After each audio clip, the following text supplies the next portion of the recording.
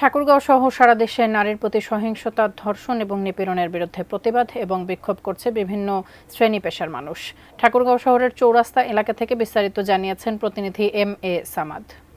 সারা দেশে নারী নিপীড়ন এবং বেশ কয়েকটি ধর্ষণের ঘটনায় যে ঠাকুরগাঁয়ের যারা বিভিন্ন শ্রেণী পেশার মানুষ রয়েছেন, শিক্ষার্থীরা, তারা কিন্তু আজকে দীর্ঘক্ষণ ঠাকুরগাঁও চৌরাস্তায় তারা একটি ধরনের অবস্থান কর্মসূচি এবং প্রতিবাদ সভা পালন করছেন এবং এখন ঠাকুরগাঁও চৌরাস্তা থেকে ঠাকুরগাঁও সরকারি বালক উচ্চ বিদ্যালয় বড় মাঠে তারা এখন এগিয়ে যাচ্ছে। জুস রাখতে আমার পছন্দ স্টাইলিশ ও ফুড গ্রেড আরিফেল চপ। জুস রাখার জোশ চপ। অর্থাৎ গতকালকেও আমরা দেখেছি ঠাকুরগাঁয়ে এক পঞ্চম শ্রেণীর স্কুল শিক্ষার্থীকে ধর্ষণের অভিযোগে মোজাম্মেল হক মারিক নামে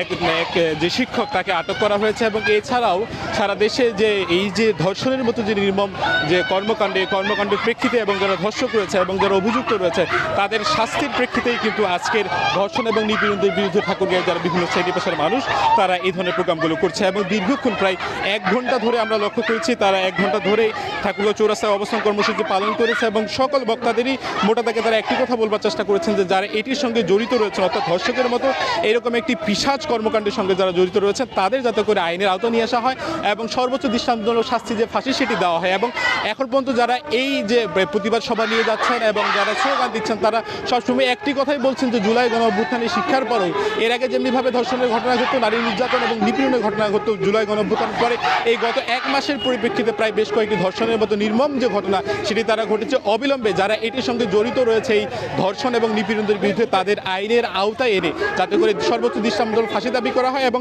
এমন একটি আইন এবং এমন একটি দৃষ্টান্তমূলক